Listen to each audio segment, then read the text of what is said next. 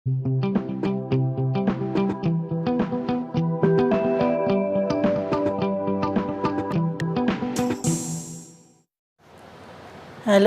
नमस्ते स्टूडेंट्स। आज हम प्रेरक के बारे में अध्ययन करेंगे। प्रेरक मोटिवेशन के अंतर्गत आता है। प्रेरक से ही व्यक्ति अभिप्रेरित होता है। प्रेरक जैसे भूख, प्यास, काम, भावना आदि ये सभी प्रेरक कहलाते हैं। तो इनके माध्यम से व्यक्ति किसी कार्य को करने के लिए अभिप्रेरित होता है। तो आज हम प्रेरक का अध्ययन करेंगे।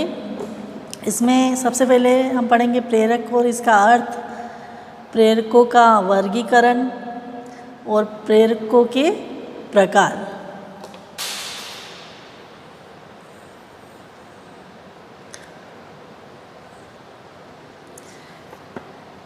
प्रेरणा या अभिप्रेरणा व्यक्ति की एक आंतरिक स्थिति होती है और यह व्यक्ति में लक्ष्य प्राप्ति तक चलने वाली क्रियाशीलता उत्पन्न करती है।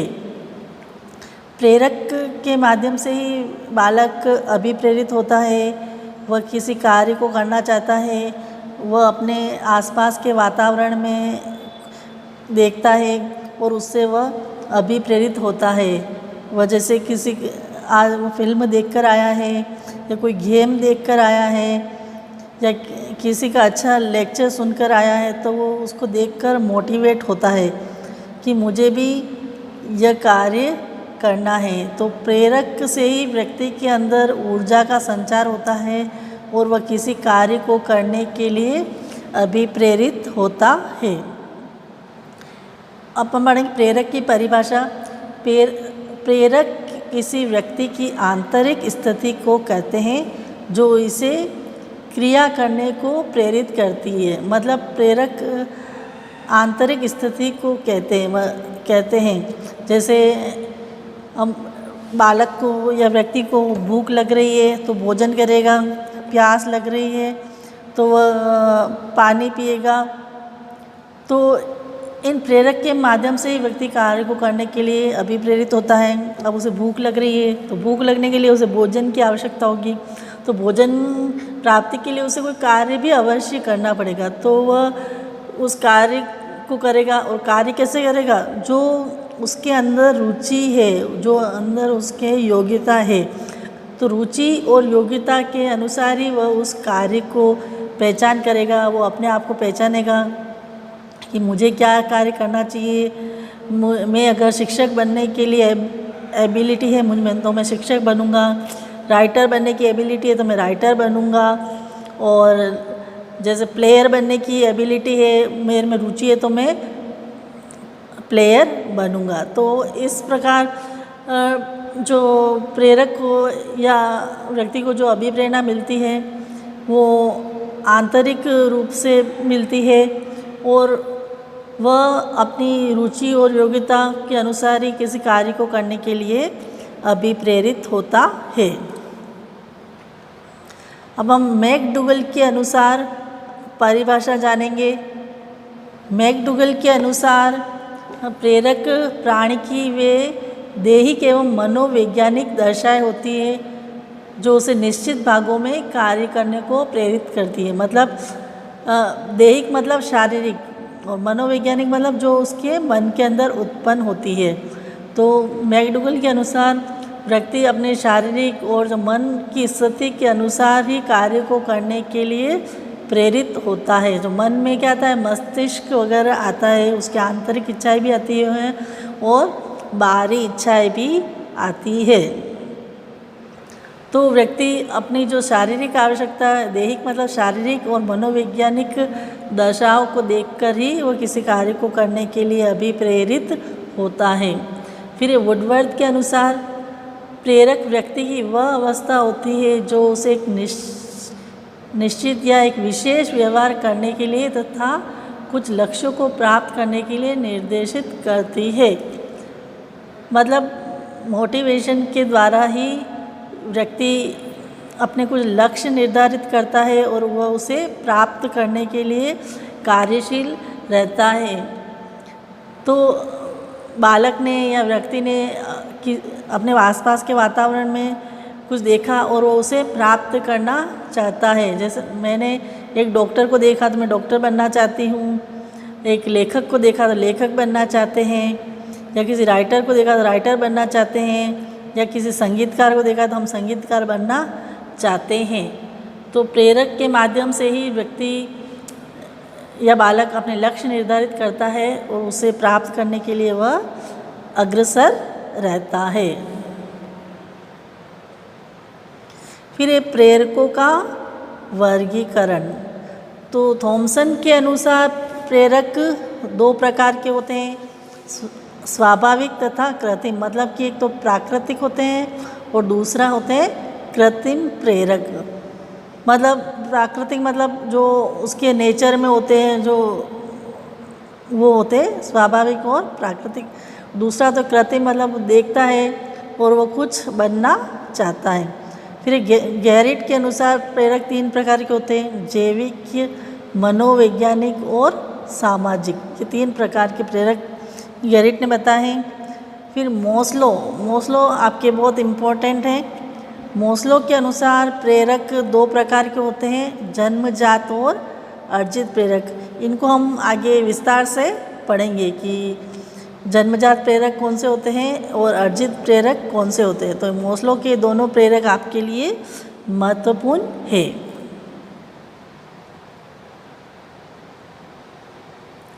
अब हम पढ़ेंगे प्रेरकों के प्रकार।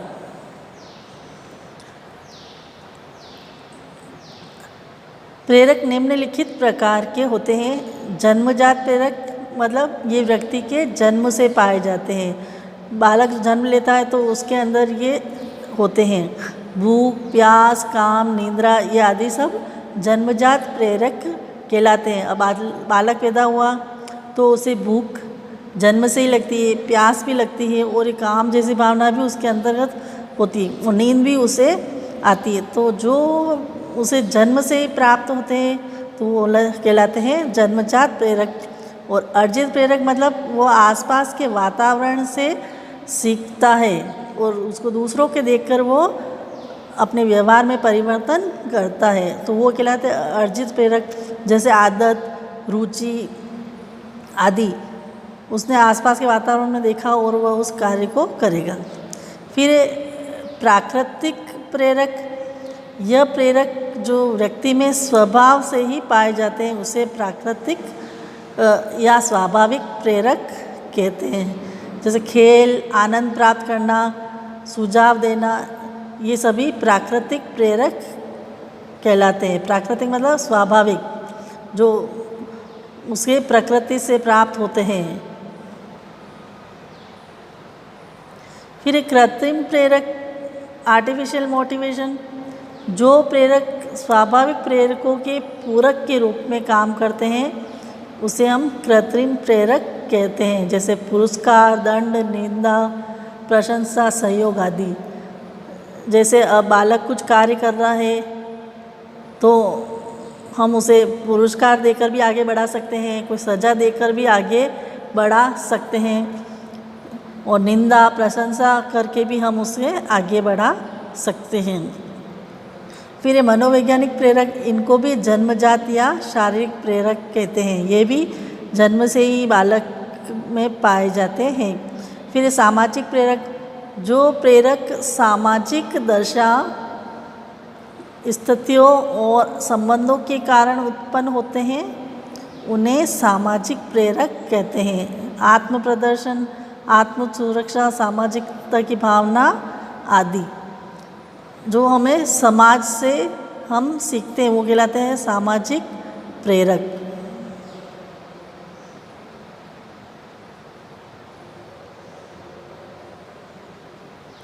अब हम पढ़ेंगे, ये मस्ट है आपके जन्मजात प्रेरक और अर्जित प्रेरक। जन्मजात प्रेरक, यह प्रेरक मनुष्य में जन्म से ही पाए जाते हैं। इनको शारीरिक प्रेरक या प्राथमिक प्रेरक भी कहते हैं और मनुष्य जीवित रहने के लिए इन प्रेरकों की पूर्ति करता है। मतलब जो जन्म से ही पाए जाते हैं उन्हें जन्मजात प्रेरक कहते हैं। और ये किसने दिए थे जन्मजात और अर्जित प्रेरक? मोस्लो ने। मोस्लो आपके बहुत ही इम्पोर्टेंट है। मोस्लो का जो आवश्यकता का सिद्धांत है उसका भी एक अलग से वीडियो बनाई गई है, उसको भी आप देख सकते हैं। फिर अब जन्मजात प्रेरक में भूख एक बालक में जन्म से ही होती है। उसे थोड़े थोड़े समय भूख लगती है, अंदर से वह अभिप्रेरित होता है कि अब मुझे भोजन करना है, भूख लग रही है, तो उसके लिए रोता है और उसकी माता उसे दूध पिलाती है। प्यास भी होती है, प्यास भी जन्म से ही पाई जाती है। काम यानी सेक्स जैसी भावना भी जन्म से ही होती है। नींद में भी बालक की एक जन्मजाति होती है। क्रोध, प्रेम और मलमूत्र त्याग, ये सभी भी जन्मजात ही होते हैं, क्योंकि बच्चा सोता भी है, बालक को क्रोधित भी होता है, उसे माता पिता सब पे प्यार भी आता है, और मलमूत्र त्याग जैसे ये भी उसके जन्मजात पाए जाते हैं। तो ये जन्मजात प्रेरक कहलाते हैं, क्योंकि बालक में जन्म से ही होते हैं। फिर ये अर्जित प्रेरक, वे प्रेरक जो बालक में जन्म से नहीं पाए जाते हैं, बल्कि वह आसपास के वातावरण में सीखता है, अपने घर, परिवार, समाज आदि में सीखता है। तो अर्जित प्रेरक दो प्रकार के होते हैं, व्यक्तिगत प्रेरक और सामाजिक प्रेरक। व्यक्तिगत प्रेरक भिन्नता भी अलग अलग होती है। सभी व्यक्ति अलग अलग होते हैं, हर व्यक्ति की रुचि, आदत, योग्यता सब कुछ ही अलग होती है। उसकी शारीरिक बनावट, उसकी आदतें, उसका व्यवहार भी भिन्न होता है। तो सभी व्यक्ति एक दूसरे से भिन्न होते हैं। तो व्यक्तिगत प्रेरक में आता है जीवन लक्ष्य, मतलब एक बालक को अपने जीवन का लक्ष्य निर्धारित कर देना चाहिए। इसके लिए शिक्षक को जिम्मेदारी बहुत महत्वपूर्ण होती है। शिक्षक को इसके लिए विद्यालय में प्रतियोगिताएं आयोजित करवाकर, छात्रों को उनकी पहचान कराकर उनके जीवन का लक्ष्य निर्धारित कर सकते हैं। फिर आकांक्षा का स्तर, आकांक्षा का स्तर भी महत्वपूर्ण होता है। बच्चे को जन्म से ही आकांक्षा पाई जाती है कि मैं यह बनना चाहता हूँ, तो आकांक्षा का स्तर भी बालक को मोटिवेट करता है। फिर है ये मध्य व्यसन, मतलब कि ड्रग्स वगैरह लेना, ये मध्य व्यसन कहलाते हैं। यह प्रेरक भी इनको शक्तिशाली होता है, और जिन व्यक्ति को शराब आदि की आदत पड़ जाती है तो उससे वह तनाव उत्पन्न होता है उसे, और वह जब तक वह उस नशा नहीं करता है तब तक वह उसे चैन नहीं पड़ता, मतलब वो बहुत ही व्याकुल रहता है। तो ये भी एक प्रकार का प्रेरक ही होता है जो उसे ड्रग्स लेने को प्रेरित करता है। फिर रुचि, प्रत्येक व्यक्ति या बालक की रुचि अवश्य होती है। सभी व्यक्ति की रुचि अलग अलग होती है। कोई खेलना चाहता है, कोई पढ़ना चाहता है, कोई पेंटिंग बनाना चाहता है। तो प्रत्येक व्यक्ति या बालक अपनी रुचि के अनुसार ही मोटिवेट होता है। तो रुचि भी बालक में हम विकसित करा सकते हैं। एक टीचर प्रतियोगिता कराकर बालकों में रुचि का विकास कर सकता है। फिर आदत, हैबिट, हम किसी भी कार्य को बार बार कराकर हम बच्चे में एक अच्छी आदत का निर्माण करा सकते हैं। तो अपनी आदत के कारण भी बच्चा मोटिवेट होता है। फिर अचेतन प्रेरणा, अचेतन प्रेरणा का अभिप्रेरणा में बहुत ही महत्वपूर्ण योगदान होता है। अचेतन मन जो होता है, हमारे मस्तिष्क का 90% भाग अचेतन मन ही होता है। तो प्रत्येक व्यक्ति में कुछ ऐसे प्रेरक होते हैं जिनका उन्हें ज्ञान नहीं होता है। तो ये उसके अचेतन मन में रहते हैं। तो ऐसे प्रेरक व्यक्ति का व्यवहार असामान्य कर देते हैं। फिर है मनोवृत्ति या अभिवृत्ति। प्रत्येक बालक की दृष्टिकोण अलग अलग होता है। एक बालक उसमें पॉजिटिव देखता है तो दूसरा उसमें नेगेटिव भी देख सकता है। तो बालक अपनी एटीट्यूड के कारण भी अभिप्रेरित होता है। अगर किसी को कुछ उसमें पॉजिटिव नज़र आता है तो वो उसके लिए सकारात्मक रहता है, तो वो उस कार्य को अधिक करता है और उस कार्य को करने के लिए वो प्रेरित होता है। और नेगेटिव अगर एटीट्यूड है तो वो उस कार्य को नहीं करेगा। तो इस प्रकार हम बालक का एटीट्यूड को पॉजिटिव करके भी उस बालक को अभिप्रेरित हम कर सकते हैं। फिर है सामाजिक प्रेरक। सामाजिक प्रेरक भी अर्जित किए जाते हैं, मतलब ये जन्मजात नहीं होते। सामाजिक प्रेरक जितना अगर बालक सोशल होगा, वो समाज में जाएगा आएगा और सामाजिक कार्यों में भाग लेगा तो उसमें इन प्रेरक का अधिक विकास होगा। जो बालक सामाजिक प्रेरक होते हैं वह बहिर्मुखी बनते हैं। तो सामाजिकता की भावना के द्वारा भी बालक अभिप्रेरित हो सकते हैं। तो सामुदायिकता मतलब अगर बालक समाज में जाएगा, समुदाय में रहेगा तो वह दूसरे व्यक्तियों को देखकर भी वो कुछ सीखेगा। तो सामुदायिकता की भावना से भी व्यक्ति या बालक कार्य को करने के लिए अभिप्रेरित होता है, वह एक अच्छा नागरिक बन सकता है। फिर अर्जनात्मकता। अर्जनात्मकता उपयोगी अथवा आकर्षक वस्तुओं को प्राप्त करना अर्जनात्मक कहलाता है। बालक या व्यक्ति कुछ पर्यावरण से, वातावरण से कुछ प्राप्त करना चाहता है। मतलब वो हम उसको जैसे हम व्यवसाय भी करना चाहता है, मान लो वो कुछ रुपए पैसे भी प्राप्त करना चाहता है, तो अर्जनात्मकता की भावना से भी व्यक्ति या बालक कार्य को करने के लिए अभिप्रेरित होता है। अर्जनात्मकता के प्रेरक भी व्यक्ति में ये पाए जाते हैं। मतलब किसी भी चीज़ को प्राप्त करना अर्जनात्मकता कहलाता है। मुझे ये सर्विस प्राप्त करनी है, मुझे पुलिस लाइन में जाना है, मुझे रेलवे में जाना है, मैं अपने जीवन में ये अर्जित करना चाहता हूँ, मैं एक बंगला प्राप्त करना चाहता हूँ, कार लेना चाहता हूँ, तो ये सब अर्जनात्मकता कहलाती है।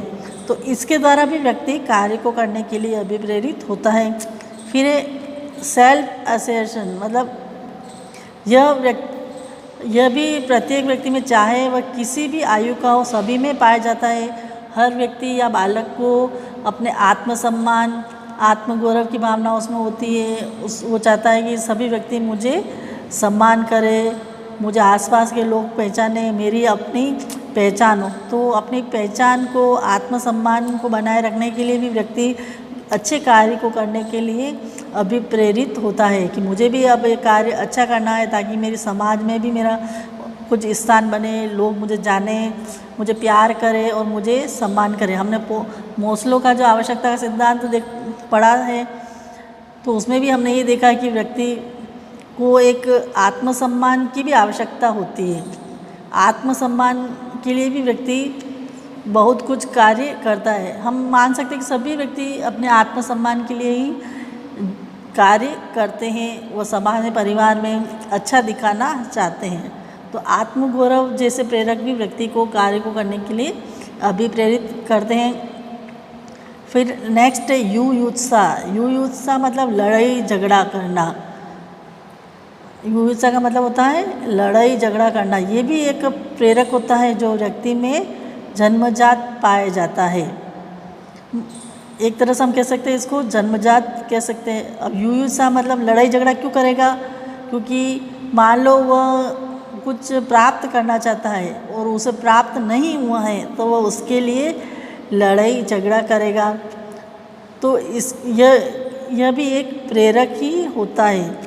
और युयुत्सा की उत्पत्ति उस समय होती है जब किसी व्यक्ति की कोई आवश्यकता की पूर्ति नहीं होती है, उसमें निराशा की भावना आ जाती है या उसको कोई अपनी इच्छित पदार्थ नहीं मिलता है तो भी वो व्यक्ति झगड़ालू बन जाता है। तो झगड़ा करने के लिए भी वह अभिप्रेरित हो जाता है, मतलब कि उसकी किसी आवश्यकता की पूर्ति नहीं हुई है, इसीलिए वह लड़ाई झगड़ा कर रहा है।